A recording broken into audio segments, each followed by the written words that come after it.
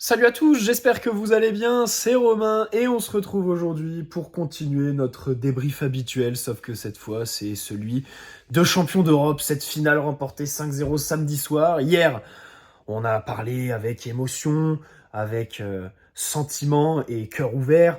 Commencé aussi à tactiquement, évidemment, parler et détailler. Aujourd'hui, voilà, on va aller un petit peu plus loin dans les prestations individuelles et essayer de juger tout ça avec le plus d'objectivité possible parce que tout le monde mérite 10 sur 10, évidemment, sur ce match légendaire, le plus beau de l'histoire du club, joué samedi. Hier, on s'était laissé sur la prestation de la charnière, la prestation de Donnarumma et la gestion des corners contre cet Inter qui finalement, alors il y a eu la tête d'Acerbi, celle de Thuram, mais sinon globalement peu dangereux, peu de coups francs aussi concédés. Même si à un moment le match était assez tendu, hein. À un moment il y avait pas mal de fautes, tu commençais à avoir des duels un peu âpres, mais voilà, t'as jamais concédé de trucs un peu bébêtes qui sont assez frustrants en fait, qui témoignent d'une forme d'insouciance. Pour une équipe de 24 ans d'âge moyenne, je trouve ça assez incroyable, quoi. T'as l'impression que les mecs, c'est des vieux briscards. Absolument aberrant. Donc voilà, bon, bref. Continuons donc avec Nuno Mendes, bien sûr, qui était titulaire latéral gauche, qui aurait pu sortir assez tôt dans le match, hein, parce qu'il le dit après, il serre les dents, et bon, il joue cette finale avec un peu voilà, la petite douleur à la hanche, là, sur le duel avec Dumfries. Et au final, quelle finale de vaillant, parce qu'il a défendu, hein, il était dans son rôle un peu de défenseur qu'il avait au début de l'année, et il a vraiment été exceptionnel, surtout que il était dans un registre un peu différent que sur ses autres masterclass. Quand il pocket Mohamed Salah aller-retour, il a que Mohamed Salah à s'occuper. Et tu sais très bien que Nuno, il adore. Quand il a un attaquant, tu lui dis, vas-y, voilà, marquage culotte, terminé, d'accord. euh, Saka contre Arsenal, c'était un peu pareil. Fixette sur lui. Bon, on ne demande pas grand-chose d'autre, quoi, que de l'annihiler. Mais là, hier, t'étais face à une équipe qui avait un autre système, qui joue en 3-5-2, avec un piston et un neuf qui venait dans sa zone. Souvent, il avait le choix entre Dumfries et Thuram pour aller au duel. Ils étaient souvent deux pour lui. Et au final, face à cette supériorité numérique, il s'en est très bien sorti. Hein. Il s'en est très bien sorti. Pas de faute bête, pas d'erreur de placement, hein, ce qui était son problème sur les matchs précédents. Au duel, voilà, toujours très âpre. Le premier qu'il gagne contre Thuram, ça c'est vraiment début du match. On perd un ballon un peu haut. C'est Neves qui perd un ballon sur un dégagement long de Donnarumma. Et Nuno qui arrive, bam, il récupère sur Thuram. Et derrière, il réoriente à droite sur Hakimi. Terminé. Il en impose sur le petit Marcus. Qui a été un des meilleurs interistes samedi, il faut le dire quand même. Mais bon, là, on va retrouver le Thuram de l'équipe de France. D'ailleurs, je ne sais pas comment ça va se goupiller. Mais enfin là, les joueurs vont aller en trêve internationale et ensuite la Coupe du Monde des clubs. Et ensuite, la Super Coupe, hein. La Super Coupe d'Europe à remporter, à aller chercher, le 13 août, contre Tottenham en plus. Donc là, il faut y aller. C'est vrai que ça va être un beau match, ça. Ça va être un beau match à aller. Oh punaise, je suis en vacances. Je pourrais pas faire de débrief, je pourrais pas débriefer le match. Je serai en vacances. Et ouais, bon, je viens d'y penser en direct. J'ai mal joué, j'ai pas pensé à ça. D'habitude, j'essaye de penser à tout le calendrier, tout ça. Tout est vraiment, je vous promets, dans ma vie personnelle, tout est ultra bien pensé. Et là, j'ai merdé, j'ai oublié. Super coupe. Bon, bref, c'est pas grave. Euh, donc voilà, Nuno, il faudrait peut-être qu'il ait un peu de repos parce que c'est vrai que sur cette finale, il a paru un peu éreinté. Défensivement, très très fort. Après, à la relance, il a pu louper certaines passes axiales qui auraient pu faire du mal, mais bon, au final, pas eu de danger et il a bien comblé par cette activité physique. Et sa blessure, quand il s'arrête, voilà, à un moment où l'Inter veut reprendre du poil de la bête et tout ça, c'est bien, tu vois, c'est le genre de temps mort qui fait mal à l'adversaire. Ça les coupe dans leur élan, et ça j'adore. Ça j'adore, surtout qu'il l'a fait déjà au tour précédent de No Mendes, donc là-dessus ça fait vraiment plaisir. Vitinha. Vitinha, quel match de dingue. Quel putain de patron. Statue devant le Parc des Princes. Et je retire tout ce que je disais, parce qu'on va assumer sur la première saison avec Pepsi et Neymar, sur le manque de personnalité et tout ça, parce que ce qu'il est devenu sous Luis Enrique, c'est dingue en fait. La capacité à imprimer le tempo offensivement, Quelle passe sur le premier but, évidemment, hein, il se retrouve demi-espace gauche. Sur le troisième, bah, il est là suite à la petite talonnade de Dembélé. Il va à l'entrée de sa surface, prendre le ballon dans les pieds de ses défenseurs, échanger avec Dembélé. Enfin, il y a une petite perte de balle, je crois, entre les deux. Et après, ça part jusqu'au but. Lancer Désiré Doué comme ça dans le bon tempo. Non, c'est incroyable. Et même défensivement, très bien placé. Dans les airs, il gagne des duels. Il gagne des duels aériens. Vitinha. Toujours bien placé pour gêner l'adversaire. Et en fait, au PSG, on a grandi avec Thiago Motta. Et on a eu l'éternel débat du numéro 6 où on se disait, punaise, il faut un mec comme Thiago Motta, le roublard de numéro 6, qui reste à sa place, qui est métronome sentinelle, qui va mettre des coups, qui a du vice, qui avec le ballon distribue, mais qui n'est pas forcément dans le dépassement de fonction, tu vois. On faisait cette fixette. Rappelez-vous tous les débats qu'on avait avec ce truc, quand on a vu Paredes, on s'est dit, ah tiens, il se rapproche un peu dans le registre de Thiago Motta. Et au final, aujourd'hui, on prend la Ligue des Champions, avec un numéro 6 qui a des libertés, un nombre de libertés inédit dans l'histoire du foot. Le mec peut tout faire. Il peut grimper jusqu'à la surface. Sur les phases de pressing, il peut garder le ballon, il peut progresser avec. Il est mentalement libéré. Il fait ce qu'il veut avec les adversaires, en fait. Tu viens le presser, bon, il peut trouver un relais avec un partenaire et ensuite il va se projeter, proposer un peu devant. Sinon, il peut garder le ballon, faire des petites percées et ensuite trouver une passe. Sinon, il peut le garder, il peut faire tourner, il peut poser le jeu, il peut dire à son équipe, écoutez les gars, on reste bloc médian, on fait tourner, on use l'adversaire. Et ça, il le fait très bien. Et dès qu'il trouve une ouverture, eh ben il y va. Mais l'ouverture, il l'attend lui-même, patiemment, ballon au pied. C'est absolument... C'est absolument exceptionnel. Et on peut se demander si désormais, si d'autres coachs analysent Luis Enrique, bah en fait, peut-être que, je sais pas dans quelle mesure, mais ce genre de 6 multifonction qui se projette partout et qui a une grande liberté dans les zones qu'il peut occuper, peut-être que ça va devenir un modèle dans le foot européen, je sais pas. Alors après, c'est bien aidé par le fait qu'au milieu, t'as 3 joueurs. Individuellement, c'est vrai qu'ils sont tous incroyables, mais voilà, c'est pas... objectivement, quoique c'est difficile à dire, mais c'est vrai qu'individuellement, c'est vrai que si tu les prends chacun, si tu les retires en fait du contexte collectif, tu te dis est-ce que c'est vraiment top 1, top 2, milieu, Europe, en fait. Ce que je veux dire, c'est qu'ils sont extraordinaires tous les trois. On a le meilleur milieu de terrain d'Europe, exceptionnel. Mais après, individuellement, est-ce que, tu vois, quand tu les extirpes, donc peut-être aussi que collectivement, Vitinha bénéficie de ces deux relayeurs. Là où je veux en venir, c'est surtout Ruiz et João Neves, en fait, qui sont dans ce rôle de compensation. On fait toute la compétition dans ce rôle où, quand on avait le ballon, il s'effaçait un peu. Alors Ruiz, certes, faisait quelques appels dans la surface parfois, mais les deux étaient là pour penser à la meilleure zone, au meilleur placement, en cas de perte de balle, pour jaillir tout de suite sur l'adversaire et lancer le contre-pressing.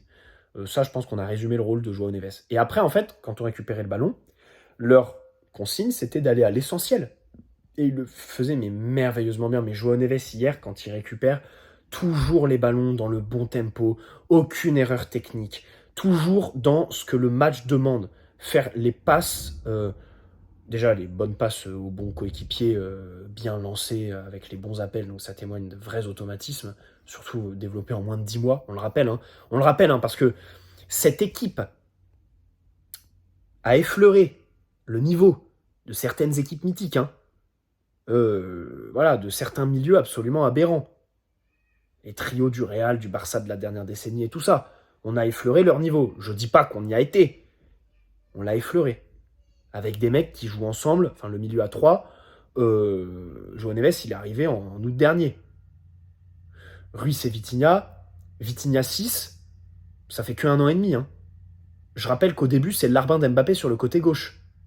C'est à Dortmund en décembre, quand on va chercher au forceps, par un match nul 1-1, notre qualification en phase d'élimination directe, que Vitinha est 6. C'est là où il commence. Ruiz, il a joué des matchs 6, il a joué un peu partout, il a commencé la saison en tant que remplaçant, Zaïre Emery était devant lui à certains moments de la saison, Et au final, ce sont ces 3 mecs-là qui ont développé les automatismes en aussi peu de temps. Extraordinaire. Extraordinaire.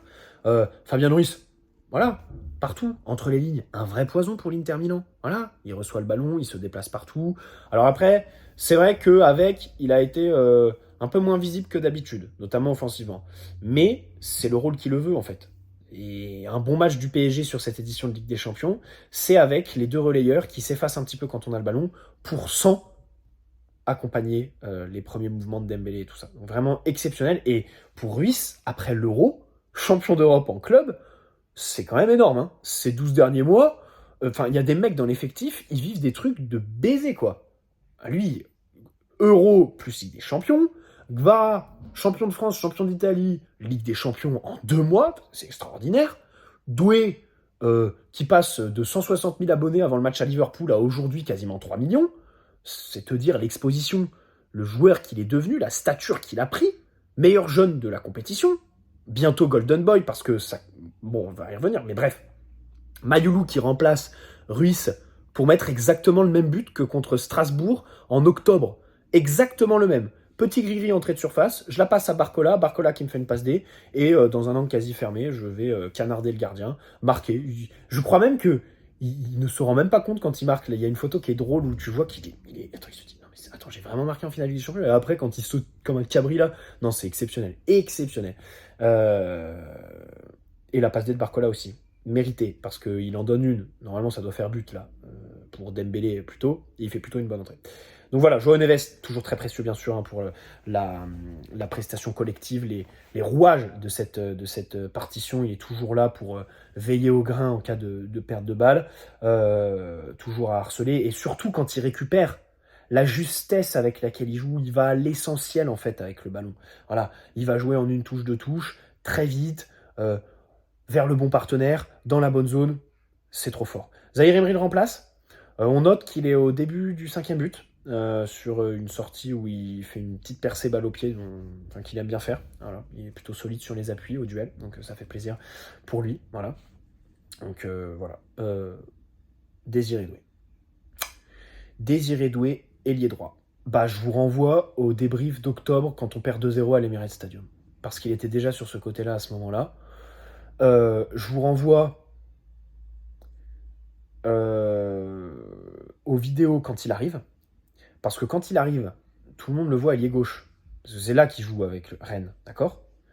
Et dans les vidéos, on le disait déjà. Il y a peut-être de l'avenir à droite pour lui. Et Luis Enrique, il arrive, il dit tu joues à gauche, tu vas venir à droite. Les premières prestations sont moyennes. Allez, le match contre Strasbourg, c'est pas trop mal. Il repasse à gauche. Il joue faux neuf. Tu testes quelques matchs relayeurs. Et au final, il fait cette finale en étant relayeur droit. Mais il est décisif quand il dézone vers la gauche. Hein, ça passe D pour Hakimi, c'est depuis la gauche. Il y a un premier moment à la 8e minute où il rebascule à gauche. Et ensuite, à la 12e, il va côté gauche. Mais tout ça, c'est un véritable poison pour l'adversaire. Alors déjà, le fait qu'il soit préféré à Barcola, parce que c'était la seule question sur le 11, pourquoi Barcola était sur le banc, sachant que ça paraissait évident, sa capacité à prendre la profondeur, utiliser la largeur pour étirer le bloc de l'Inter. C'est vrai que tout était un peu réuni pour que Barcola soit titulaire. Luis Enrique qui l'adore. Et au final, c'est Doué. Et on ne peut pas comprendre. Comme la série de Luis Enrique. On ne peut pas comprendre, évidemment, parce que déjà, il y a un truc... c'est vrai qu'il y a un truc que j'ai oublié. Enfin, en fait, je me souviens l'avoir dit dans une vidéo le week-end dernier, et je l'ai oublié pour l'avant-match quand je devais faire mon choix entre Doué et Barcola. Et c'est vrai qu'entre les deux, en fait, Doué a ce truc un peu Neymar d'insouciance. On espère qu'il va pas le perdre déjà, ça va être tout l'enjeu là, de prouver, confirmer ce qu'il a montré. Et garder cette insouciance en fait. C'est-à-dire que, peu importe l'enjeu, pas de pression, il est là, il garde cette notion de plaisir, d'amusement, voilà, de faire des gestes, et la personnalité pour... attendez, je suis sous rhume des fois, c'est vrai. Et la personnalité, en fait, pour prendre les frappes qu'il prend là hier, quoi. Alors que Barcola, sur son entrée, l'occasion où il enrhume tout le monde, ça finit pas petit filet normalement. Ça finit pas petit filet. Et c'est vrai que sur une finale, en fait, ce genre de match, c'est pour Doué. C'est vrai que c'est pour ce genre de joueur voilà, qui boit la pression et qui est là, qui emmène ses partenaires et qui est capable de gestes dont lui seul a le secret. Et au final, premier joueur à être décisif 3 fois en finale de Ligue des Champions, c'est absolument incroyable. Et il a tout. Les dribbles, techniquement, c'est absolument dingue. Les efforts défensifs, le placement, les appels, il se révèle aux yeux du monde, hein. En Angleterre, après les matchs contre Liverpool, voilà, on commençait à le connaître. Mais là, cette finale était en mondiovision. Et forcément, là, c'est un autre statut pour lui, quoi. Il y a 2 mois, il y a eu la première convocation d'équipe de France à gérer. Là, ça va être un statut international dans tous les sens du terme, quoi. Pas que parce qu'il est appelé par Dédé. Donc, on va voir dans les mois qui suivent comment ça va être géré. Ça va être un vrai enjeu par la suite avec lui. Autre enjeu pour Luis Enrique.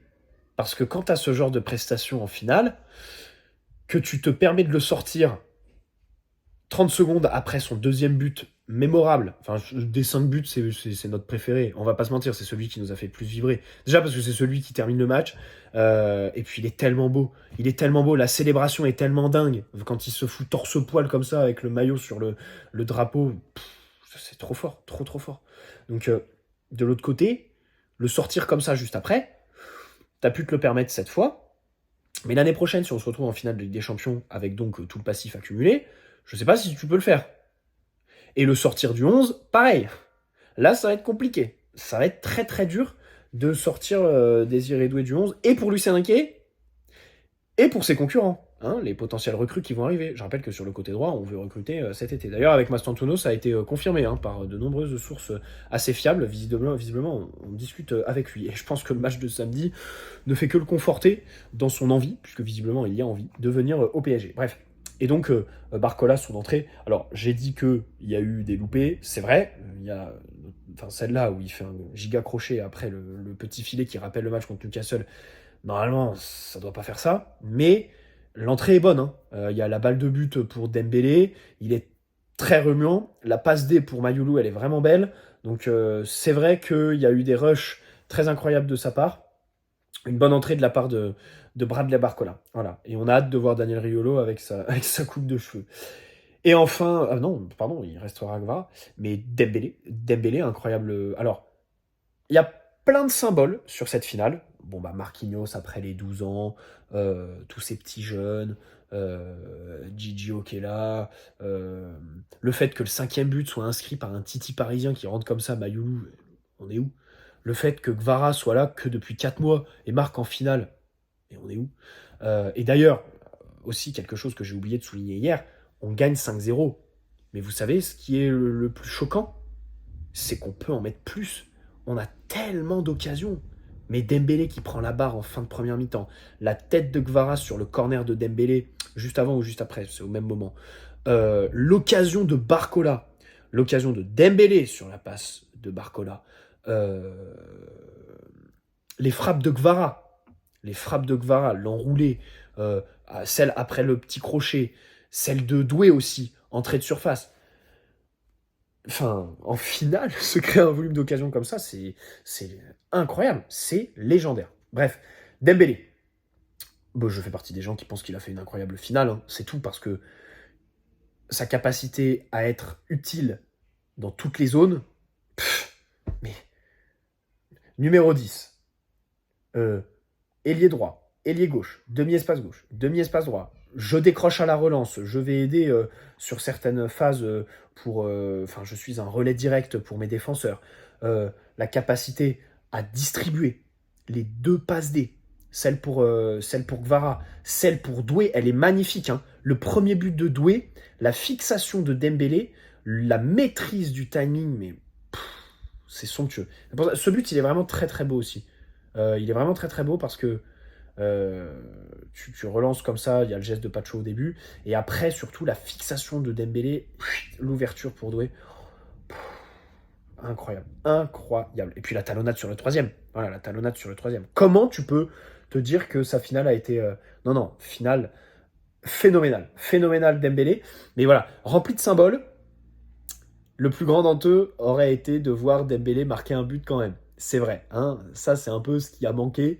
Le seul truc, c'est que Dembélé n'est pas marqué. Mais après, enfin, il décroche, il est sur le côté. Il y a certaines actions, il est hors jeu de position. Il se met hors jeu exprès pour maintenir pour se faire oublier et maintenir la ligne défensive adverse le plus bas possible. Enfin, voilà, la capacité. Tous les registres qu'il s'est appropriés sous Luis Enrique, le joueur complet qu'il est devenu, c'est trop, c'est fou, c'est complètement dingue. Et puis le pressing, pardonnez-moi, mais j'ai complètement oublié ça. Dès la 3e minute, l'intensité dans les courses, le fait qu'à chaque fois, il gêne, il va courir sur le porteur tout en gênant, en se mettant dans un champ de passe, en fait, pour bloquer une possible passe. Non, c'est incroyable. Et bien sûr qu'il doit être Ballon d'Or, les amis. Bien sûr que Dembélé, il faut absolument lancer la propagande parce que, on va pas se mentir, hein, les journalistes, ils votent pas tout seuls, là, sans influence extérieure, machin.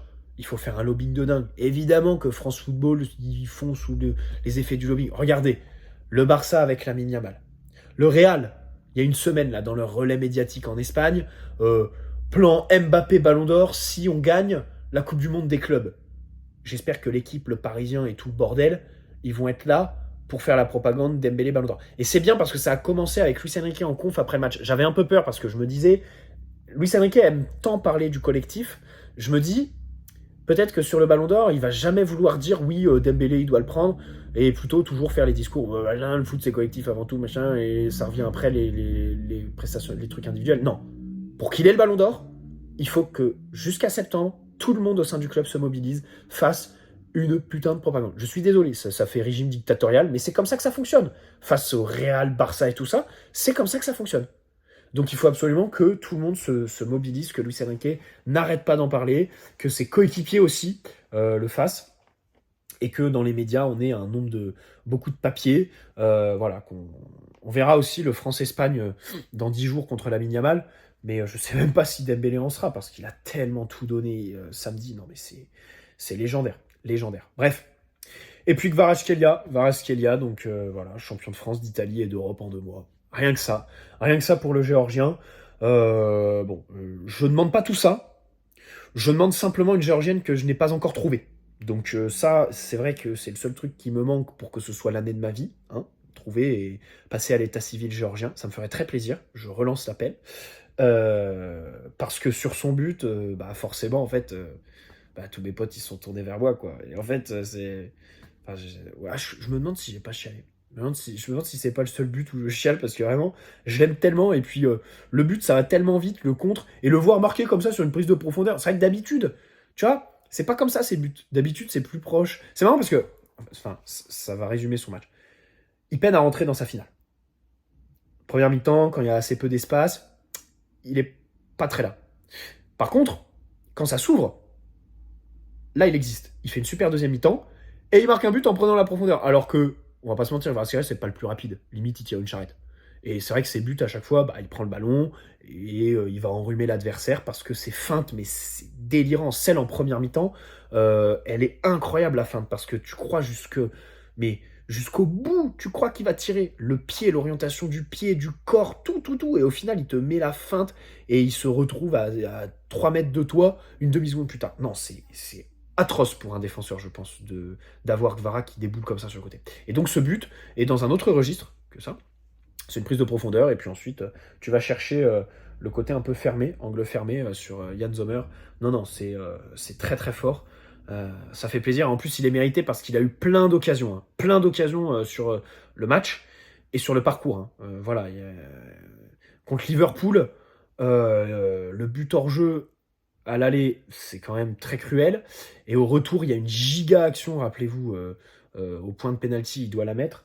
Donc c'est vrai qu'il aurait pu marquer encore plus de buts sur ce parcours en Ligue des Champions. Mais voilà, il marque en finale.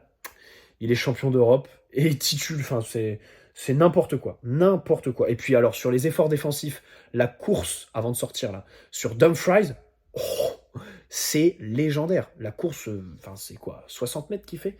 Non, légendaire l'application défensive. Alors il y a Ramos qui rentre à sa place, mais on ne le voit pas beaucoup. Sur les entrants, on peut regretter que Kimpembe ne soit pas rentré. Parce que c'est vrai que ça fait très plaisir de le voir lui aussi pleurer heureux Et vu comment il en a chié sur les 2 dernières années, bah, il aurait peut-être mérité de rentrer sur cette finale, je trouve. Mais après, l'arbitre n'a pas aidé parce qu'il n'a pas mis de temps additionnel, Kovacs. Bon arbitre d'ailleurs, Kovacs. Et pas de temps additionnel. Donc voilà. Bon, bah écoutez, je crois que c'est un peu tout sur cette finale. Bien sûr, on va revenir et parler plus généralement de la saison. Je pense on fera ça le week-end prochain, samedi. Samedi, je vais me réserver la journée pour faire une ou deux vidéos comme ça de retour sur la saison, parce que vous savez très bien que voilà, avec mon stage, je suis vraiment très très pris. Enfin, je rentre chez moi à 21h30, quoi. Donc, et surtout, bah, tu rentres, t'es déglingué complet, quoi. C'est du 9h, ouais. 9h, enfin, je pars de chez moi à 8h20 et je rentre chez moi porte à porte après 21h tous les soirs, quoi. Et des fois, ça monte à 22-23h. C'est... Et bien sûr, minuit, 1h du matin, quand je m'octroie une petite sortie avec mes potes, parce qu'il faut jongler avec la vie sociale aussi à côté. Donc, c'est vrai que c'est assez chaud. Et personnellement, bah, je suis soulagé qu'on ait pris la Ligue des Champions. Et aussi que là, voilà, du coup, au niveau des vidéos, je vais avoir un peu 15 jours de répit où il n'y aura pas trop la pression de faire des vidéos dans un temps imparti. Je pourrais les faire un peu quand je veux. Parce que là, c'est vrai que sur les 2 dernières semaines, c'était vraiment balèze. Voilà, bref. Bonne soirée à tous. Et ne cessons jamais de savourer, n'enlevons jamais une dose du bonheur engrangé depuis samedi par rapport à cette Ligue des Champions amplement méritée. C'est exceptionnel. Personne ne peut rien dire de ce titre.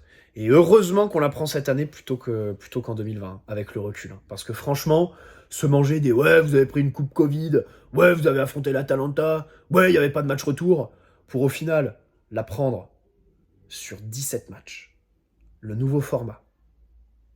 En plus, statistiquement en août, pire tirage pour un chapeau 1 sur les phases de poule. Des matchs couperés dès le mois de janvier contre City, Stuttgart. Le passage par les barrages contre Brest. Le premier de Première Ligue et du classement, Liverpool. Aston Villa. Arsenal. L'Inter, qui on le rappelle, était mené quoi, un quart d'heure sur toute la compétition avant la finale. Mais je sais pas si on se rend compte, les amis. L'Inter menait, mais je sais plus la stat, je crois que c'est 12 minutes, un truc comme ça. Je crois qu'ils étaient menés, enfin, grosso modo, entre 10 et 15 minutes sur toute la compétition.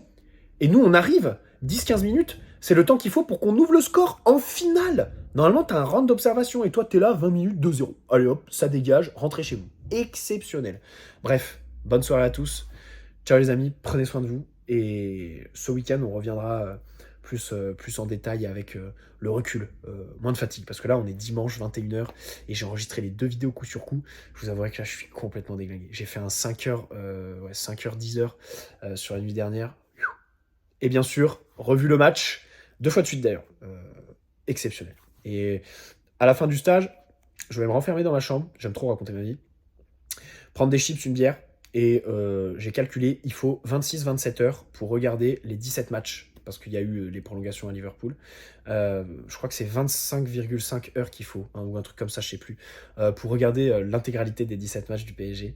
Donc je me ferai un rush comme ça, juste après mon stage. Voilà, c'est le truc que j'attends.